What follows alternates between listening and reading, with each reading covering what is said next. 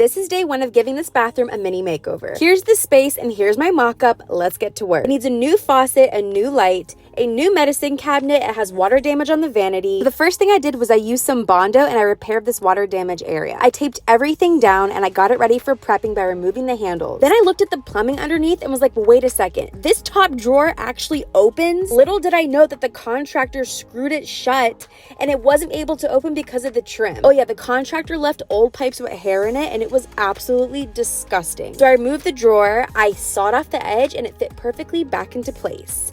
Then I patched up some holes, I sanded everything down smooth, and I got out Bonding Boss, which is the best adhesion primer and stain blocker. I'm obsessed. Also, that's the before and here's the after of the water damage. It looks great. Okay, now I need your help. What color do I paint this vanity?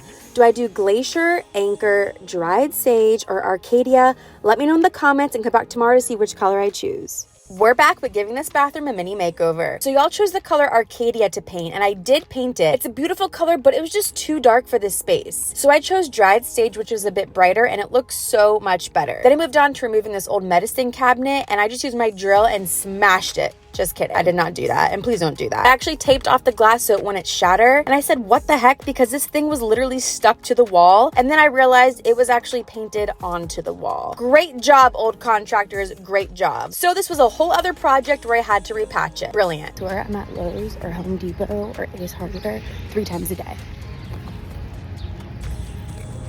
I'm about to go duck this Jeep. It's sick. There you go. Went cheap and cheerful. 15 cents a tile. Okay, perfect. I don't think you can get anything for under $1 anymore. Okay, for the tiling, this stuff is called Muscle Bound, and it's so easy to use. It's a giant, heavy-duty peel and stick mat. So you peel it, you stick it to the wall, and it acts just like a gigantic, super heavy-duty double-sided tape, okay? So you don't need any mortar. You just stick the tile straight to this, use your spacers, and then as soon as it's all done, you just use your grout, and that's it. It's so easy.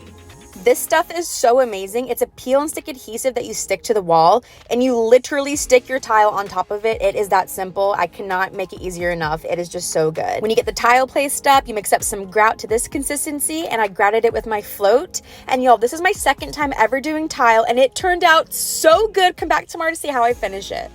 We're back with the next day of making over this bathroom, and today I brought along my helper, aka Steven, and this is a 2-man job to install a new medicine cabinet, and I actually found this one on Amazon. It's very affordable. Oh, hey guys, and it looks so much better. I love it. Moving on, I installed new handles onto this repainted cabinet. It looks really good. I want a matte black to match the medicine cabinet and to match the rest of the fixtures that I'm going to be painting soon. Then when all the grout dried, I went over with some silicone and I used this little tool. I went over it a few times to make it nice and smooth. And then I cleaned and primed and painted the light fixtures in Dixiebelle Anchor. Boom. Look how much better that painting looks. So much better. Then I took gator hide and I gave this whole cabinet a really nice coat of some top coat. And then when the cabinet was drying, I decided to touch up some trim, but look what happened. Yeah, I wanted to cry. I spent 45 minutes cleaning that up, but we move on.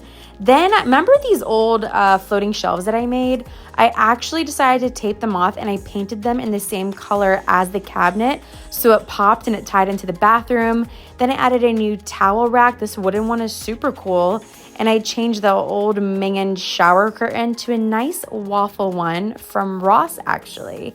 And here is the final result. This bathroom just needed a few cosmetic things, and I loved using what it already had, minus the few new additions.